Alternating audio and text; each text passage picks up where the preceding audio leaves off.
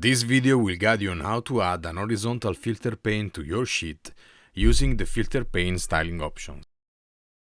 First, switch to Advanced Options. Next, in the Assets panel under Charts, drag and drop a filter pane onto your sheet. Add a field to your filter pane. In this case, we'll use the Year field. Click on the field to expand the menu. Under Presentation, select Compact View.